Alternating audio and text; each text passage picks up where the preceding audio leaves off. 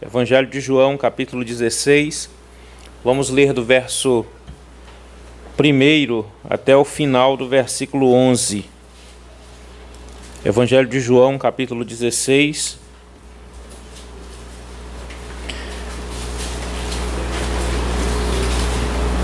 Vamos fazer a leitura começando no versículo 1, indo até o final do versículo 11. Vamos ler todos juntos essa passagem. Leiamos, diz assim a palavra de Deus: Tenho-vos dito estas coisas para que não vos escandalizeis. Eles vos expulsarão das sinagogas, mas vem a hora em que todo o que vos matar julgará com isso tributar culto a Deus. Isto farão porque não conhecem o Pai nem a mim. Ora, estas coisas vos tenho dito, para que, quando a hora chegar, vos recordeis de que eu vô-las disse. Não vô-las disse desde o princípio, porque eu estava convosco. Mas agora vou para junto daquele que me enviou, e nenhum de vós me pergunta: para onde vais?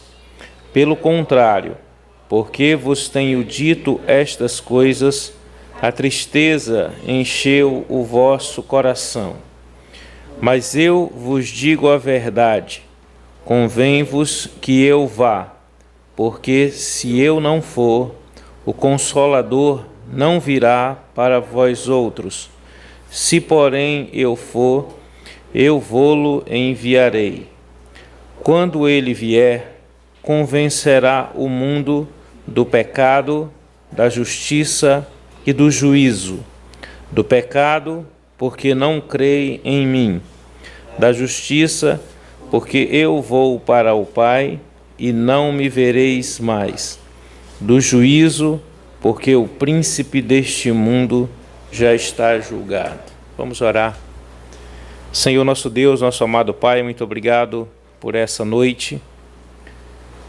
E nós pedimos, Senhor, nós até suplicamos pela ação, pelo trabalho, pela obra do Teu Espírito Santo, essa noite, Senhor, falando aos nossos corações. O Senhor sabe que não temos de nós mesmos capacidade alguma, Senhor, para ensinar Tua palavra. Só um é o verdadeiro professor, que é o Teu Espírito, Pai. E nos ajuda até porque hoje vamos falar um pouco sobre o Teu Espírito Santo. Então, nos dirige, Pai, e ser conosco mesmo. Queremos mesmo nos colocar aqui como instrumentos nas Tuas mãos. Em nome de Jesus Cristo. Amém, Senhor. Podem sentar, irmãos.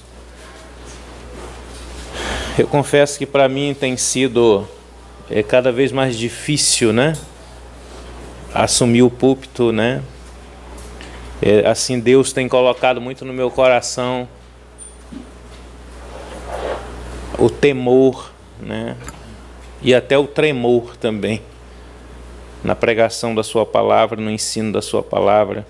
Realmente é um tesouro colocado em vasos de barro. Então precisamos totalmente da ação mesmo do Espírito Santo de Deus, que Deus tenha misericórdia de nós. Meus amados, vamos falar hoje, né? E se Deus quiser também, ainda estaremos aqui na ausência do pastor Herbert, na Escola Bíblica Dominical, e na próxima terça-feira, sobre o Espírito Santo de Deus, né? Ele é o outro Consolador. Tinha um Consolador que estava aqui na terra, que era Jesus, né? Então ele diz: agora eu vou e vou enviar um outro Consolador, né? Aqui o versículo 7 diz assim: Mas eu vos digo a verdade, convém-vos que eu vá, porque se eu não for, o Consolador não virá para vós outros. Se porém eu for, eu vou-lo enviarei. Essa palavra consolador, ela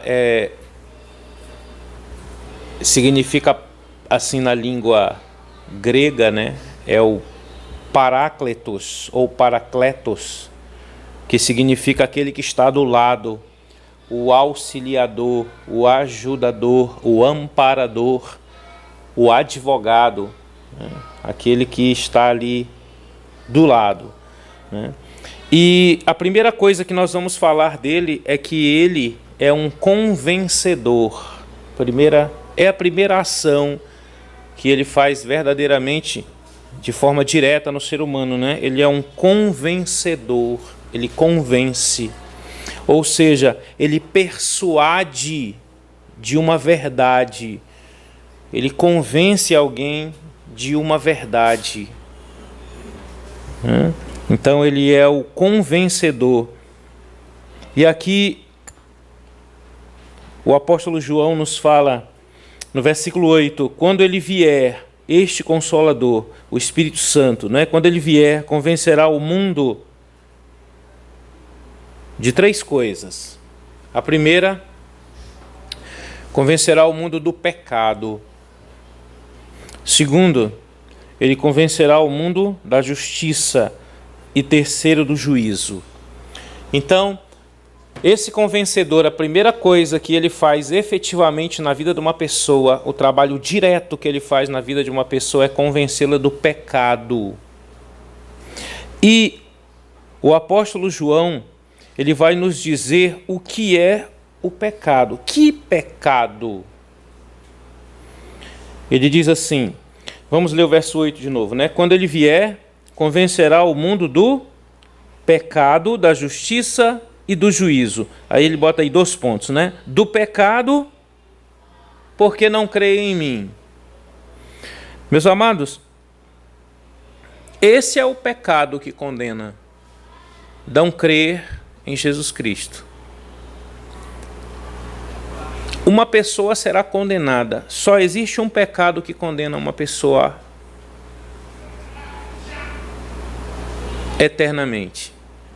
Só existe um pecado. É o pecado de não crer em Jesus Cristo. Só esse. E não crer leva à condenação. Vamos ver alguns, como é estudo bíblico, né? Vamos ver algumas passagens bíblicas. Vamos aqui para João, aí é o Evangelho de João mesmo, capítulo 3, versículo 18.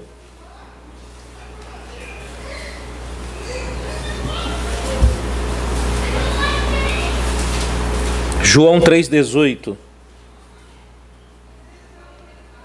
Diz assim: quem nele crê não é julgado.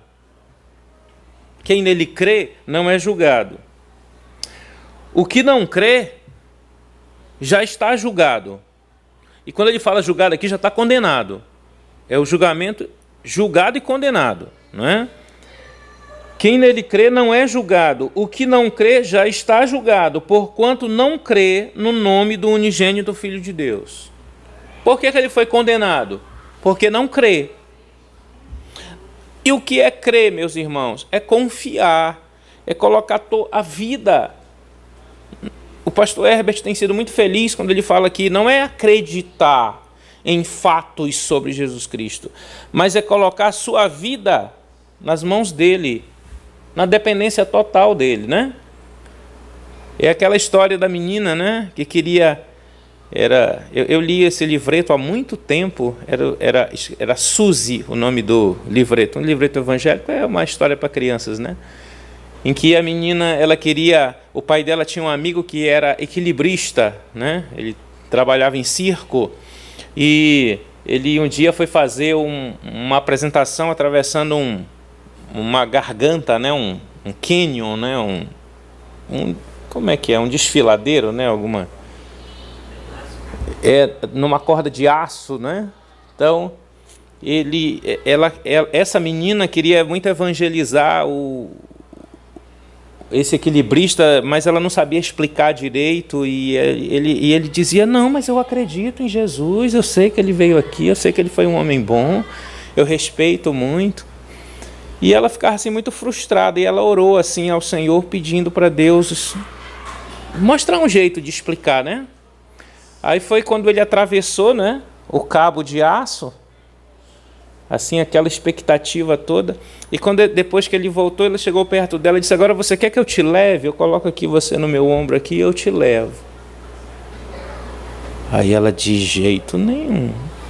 Aí ela disse, mas você acha que eu não sou capaz de fazer isso? Você não acredita? Eu disse, acredito. Aí ela teve, é isso. Aí ela explicou. É a mesma coisa, você acredita em Jesus como eu acredito que você pode atravessar essa corda de aço. Mas eu não tenho coragem de colocar minha vida nas suas mãos. E é assim que você faz com Jesus. Você não coloca a sua vida nas mãos dele, né? A gente tem um hino que canta assim, as tuas mãos dirigem meu destino, não é? Tem pessoas que não creem no Senhor, não vão ao Senhor para ter vida, não é? Então, esse é o pecado que condena. João aí mesmo nesse capítulo, o versículo 36, eu acho interessante que esse é o capítulo do amor, mas é o capítulo da ira também, porque ele diz assim, o último versículo do capítulo 3, por isso, quem o quê? Quem crê no Filho tem a vida eterna.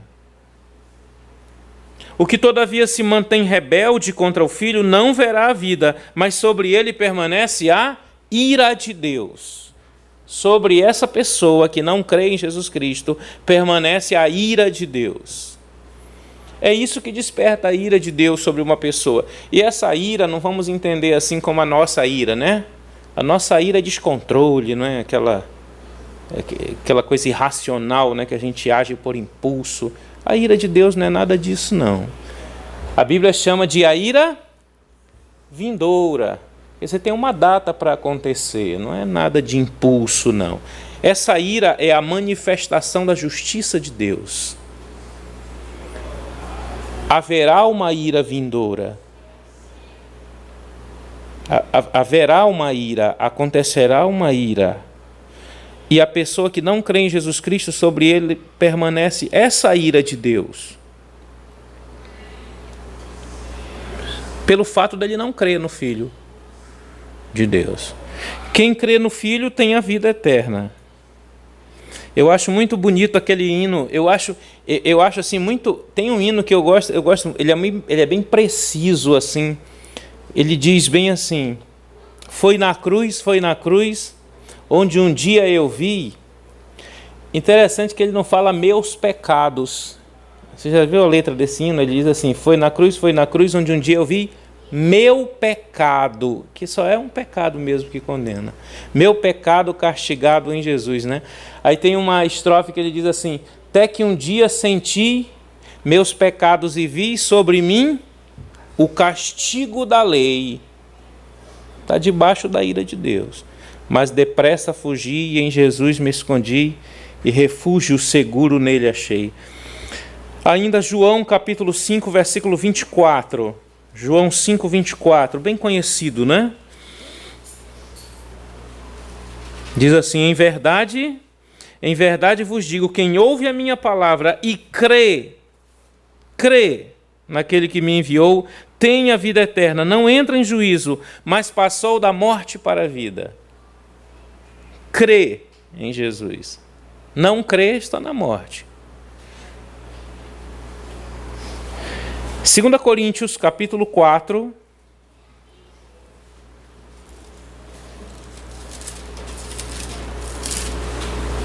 É 2 Coríntios, capítulo 4, versículos 3 e 4.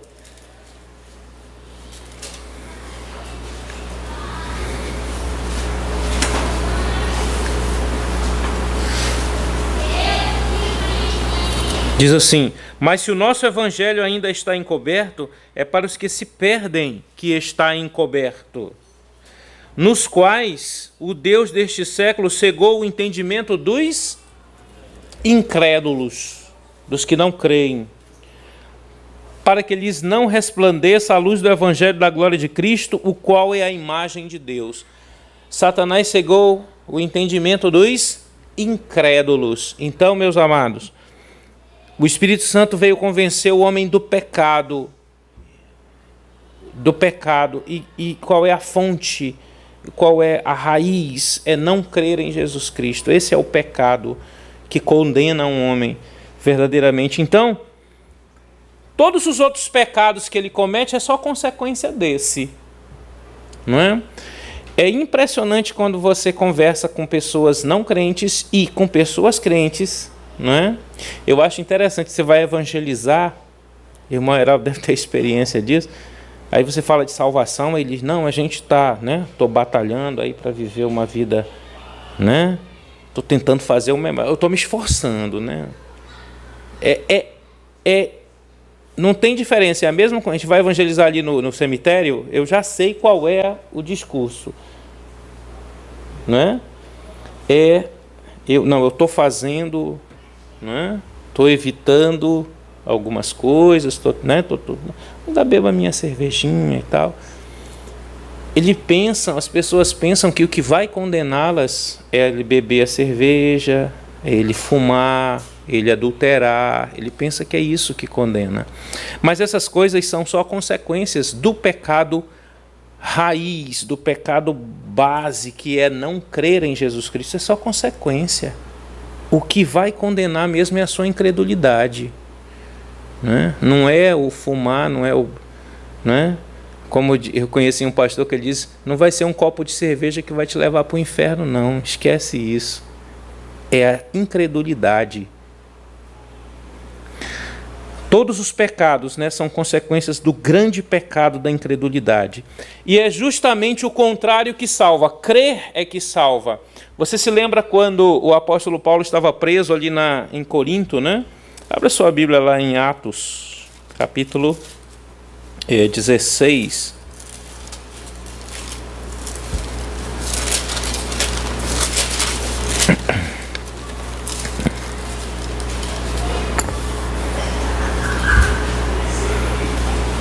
Os irmãos conhecem bem a história, não é?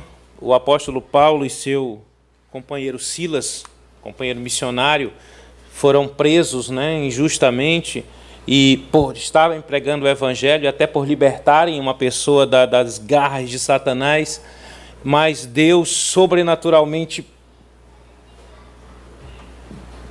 providenciou ali um terremoto que abriu as portas do cárcere, as cadeias se quebraram, e o carcereiro, quando entrou, ficou desesperado, né? Quando ele viu aquilo, ele já ia se suicidar, porque ele ia pagar com a própria vida, né? Era, como é conhecido na história, o exército romano, né? Aí do soldado romano que deixasse um prisioneiro fugir, né? Tanto é que eles se algemavam logo ao prisioneiro, porque ia pagar com a vida. Então ele já ia logo se suicidar, não é? E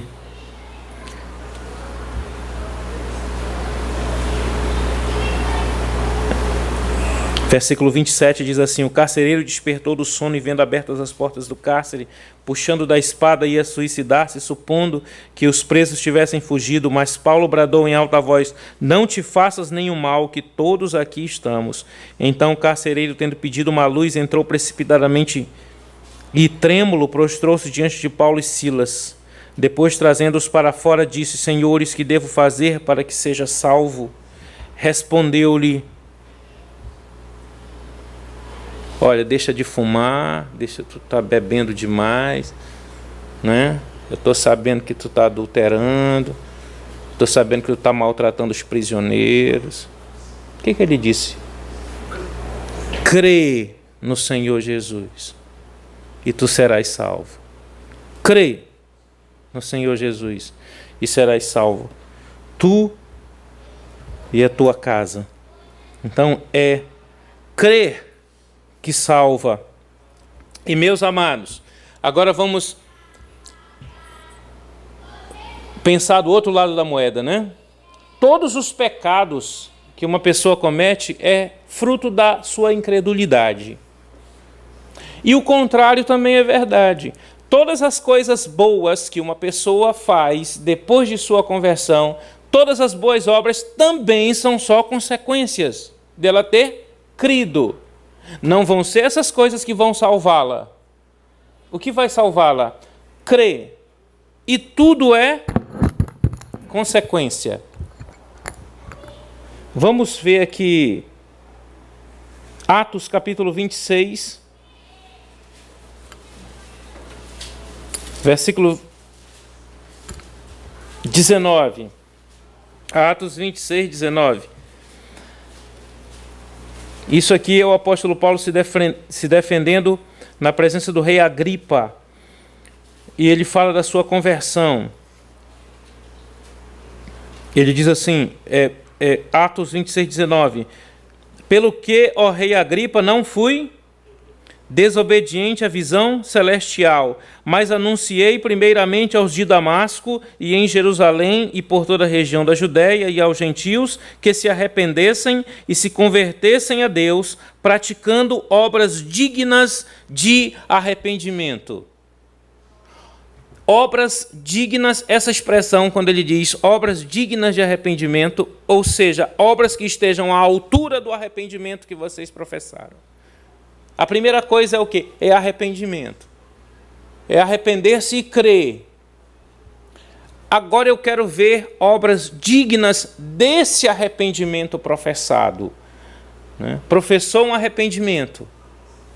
Agora, vamos ver os frutos desse arrependimento. Não serão os frutos que vão salvar uma pessoa, mas um salvo, ele dá frutos. Lucas 3. Lucas capítulo 3.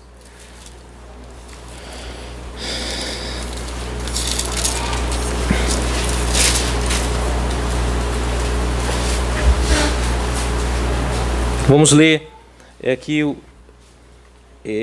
houve a pregação de João Batista.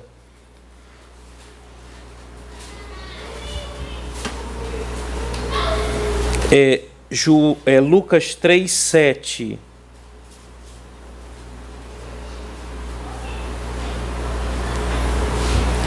Dizia ele, pois, às multidões que saíam para serem batizadas: raça de víboras, quem vos induziu a fugir da ira vindoura? Quando ele fala raça de víboras, é raça de cobras venenosas, pessoas sagazes. Ele estava falando assim, né? Quem vos induziu a fugir da ira que vem? O que o João Batista, né? Ele estava dizendo assim: vocês são pessoas sagazes, vocês não vão querer me enganar só com conversa.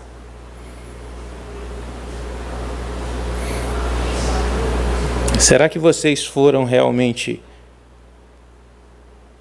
convencidos de sair da ira vindoura, de fugir da ira vindoura? Né? Ele conhecia, ele sabia da sagacidade do povo. Por isso ele fala raça de víboras, né? Quem induziu vocês? Aí ele diz assim, ó. Vamos ler o versículo 7 de novo e entrar pelo 8 para entender, né?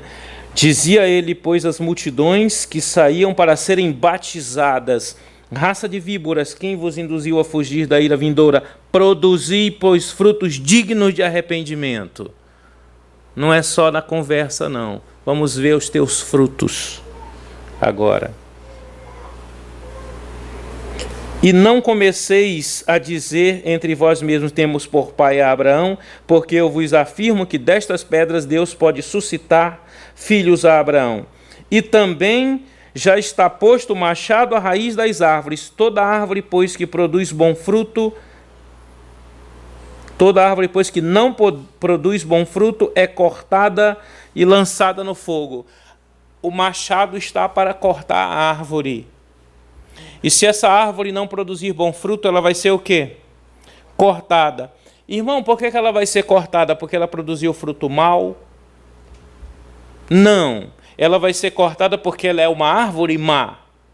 E o fruto é só uma confirmação de que ela é uma árvore má.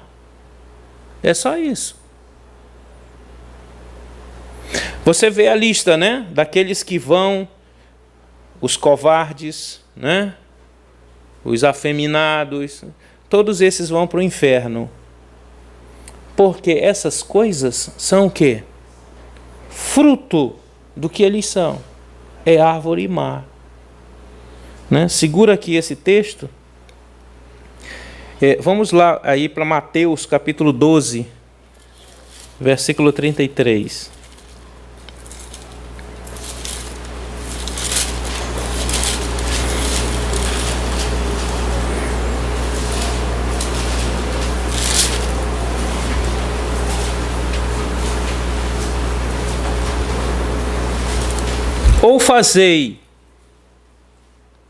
Ou fazei a árvore boa e seu fruto bom,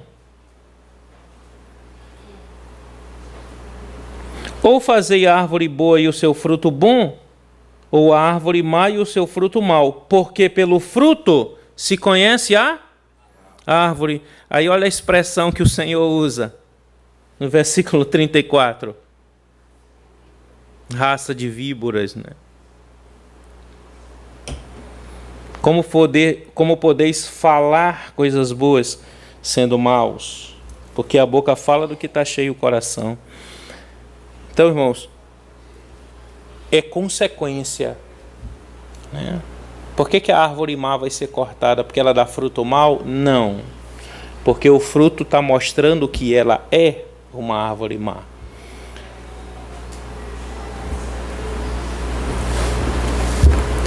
E o nascido de Deus, ele não pode viver na prática do pecado. Não é? Se ele é nascido de Deus, vamos lá para 1 João capítulo 3.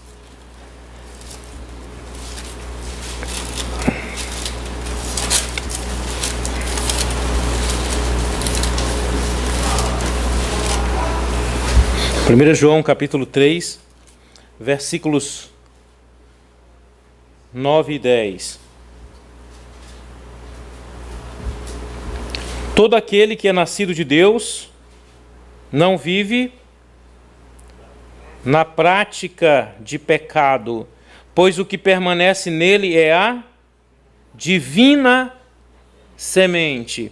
É interessante essa ilustração sempre da árvore, não é? Agora ele está falando da semente. Não pode viver na prática do pecado. Por quê? Porque nele foi colocado o quê? A divina semente. E a divina semente vai produzir fruto ruim? Não pode, né? Todo aquele que é nascido de Deus não vive na prática do pecado, pois o que permanece nele é a divina semente. Ora, esse não pode viver pecando porque é nascido de Deus. É uma árvore nascida de Deus.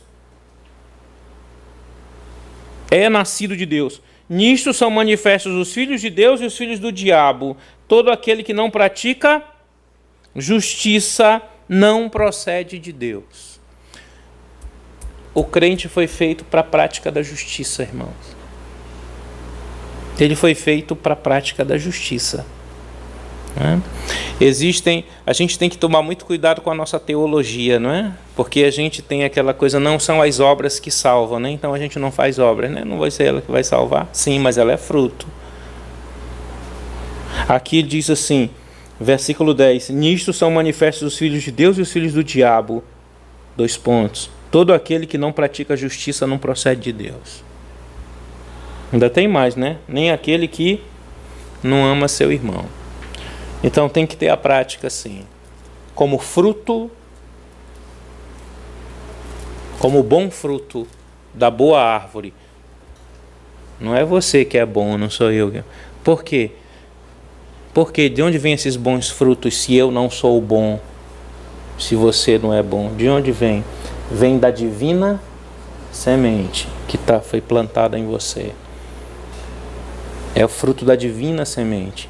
É o fruto do Espírito Santo que Deus coloca em você. Não é esse o fruto do Espírito? Amor, alegria, paz, tantos frutos, as boas obras, tudo fruto da divina semente. O que é nascido de Deus não vive na prática do pecado, mas ele frutifica. Vamos voltar lá para Lucas capítulo 3.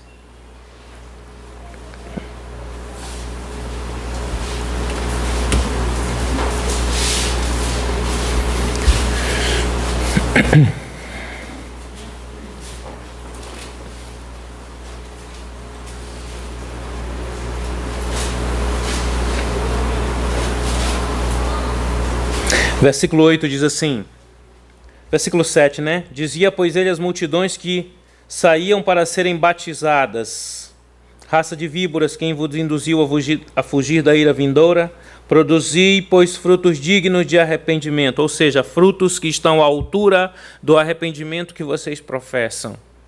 Produza esses frutos. E não comeceis a dizer entre vós mesmos, temos por pai a Abraão, porque eu vos afirmo que destas pedras Deus pode suscitar filhos a Abraão. E também já está posto o machado à raiz das árvores. Toda árvore, pois, que não produz bom fruto é cortada e lançada no fogo. Então as multidões começaram a pedir informação, não é? Então as multidões o interrogavam dizendo, o que havemos, pois, de fazer? Respondeu-lhes, quem tiver 2 túnicas, reparta com quem não tem. E quem tiver comida, faça o mesmo. Está aqui os frutos. Ele disse, mostrem esses frutos aí.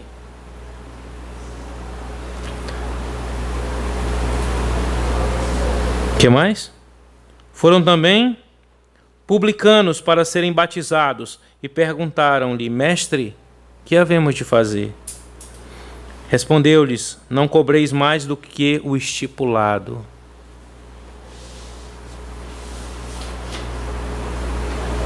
Tinha aqui o publicano, né? Que cobrava além, extorquia as pessoas. Agora ele deixou de fazer isso. Vai ser por causa disso que ele vai ser salvo? Porque antigamente ele fazia isso, agora ele não faz mais. Eu acho que agora eu ganhei ponto lá, né? Ou então aquele que tinha, né, 2 túnicas, né? Deu uma, opa! Eu não sei quantas vezes eu já contei essa ilustração. Eu sei que lá no João Paulo os meninos já até riem quando eu começo a falar. Eu tive uma professora que ela tinha uma empresa de... Uma professora da faculdade, ela tinha também uma empresa que ela fornecia comida, né, para o distrito, e o pão que sobrava ela distribuía para os pobres, né? Aí ela contou isso e disse assim, eu acho que eu já tenho o meu cantinho lá no céu, né? Então, será que o João está falando isso aqui? Né? Como é dar aí né? Tu tem 2 túnicas, dá uma aí para o que não tem, ó, e tu vai ganhando, né? Deus está lá no caderninho dele anotando aí, está ganhando ponto. Né, os publicanos, né? Olha os soldados, né? Versículo 14. Também soldados lhe perguntaram, e nós que faremos? E ele lhes disse, a ninguém maltrateis, não deis denúncia falsa e contentai-vos com o vosso soldo. São essas coisas que os levarão para o céu, irmão? São essas coisas que vão... Isso está muito forte na cabeça do povo. Eles pensam que é isso que os levará para o céu. Não é isso que os levará para o céu. Mas um cidadão do céu, que já tem seu nome colocado no livro da vida, porque creu em Jesus Cristo, ele faz essas coisas, porque é o fruto da árvore. E se a árvore não produz esses frutos, tem alguma coisa errada. Ou se ao invés disso ele produz frutos maus, é uma árvore má. E a Bíblia diz que o machado está posto à raiz da árvore já. E ela vai ser cortada e lançada no fogo. Então, meus amados, primeira coisa, né? O Espírito Santo convencedor. Convence o homem do quê? Do pecado. Que pecado? São pecadores por quê? Porque não creem em Jesus. Isso os condenará. Nenhum dos pecados que é consequência disso vai condená-los. O que condena é a incredulidade. E o que salva é crer. Todos os outros pecados são consequências da incredulidade, assim como as boas obras é consequência de quem crê. Não é? Então, um crente não pode ser um crente que não tem boas obras, um crente que não produz frutos. Tem alguma coisa errada com ele, não é? Porque ele é uma árvore que nele está a divina semente. Um crente que vive na prática do pecado tem alguma coisa errada com ele. Tem a divina semente, ele não pode viver pecando, né? Convencerá o mundo do pecado.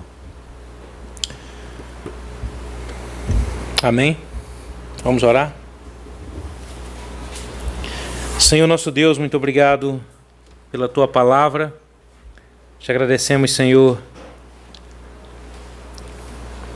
pelo Teu Espírito Santo que vem e nos convence, que já convenceu a muitos de nós aqui. Eu espero até que a todos aqui, Senhor, da nossa incredulidade e nos ajuda, Senhor, nos ajuda mesmo a frutificar, a produzir frutos que estão à altura desse arrependimento professado, Pai.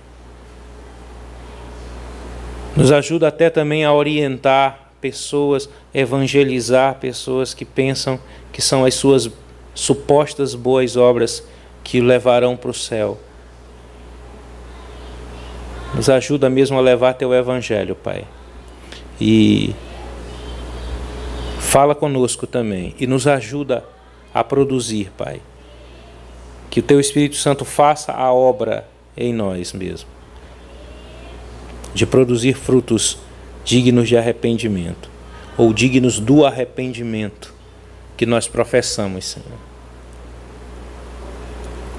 Que nós não possamos somente estar dizendo que somos filhos de Abraão, ou que frequentamos a Hebron, mas pelo contrário, que possamos mostrar isso através de obras mesmo, os frutos da salvação. É isso que nós te suplicamos, Senhor. Que a nossa luz, vinda de Ti, possa brilhar nesse mundo, para que o mundo veja as nossas boas obras e glorifiquem não a nós, mas ao Pai que está no céu. Muito obrigado. Em nome de Jesus, amém.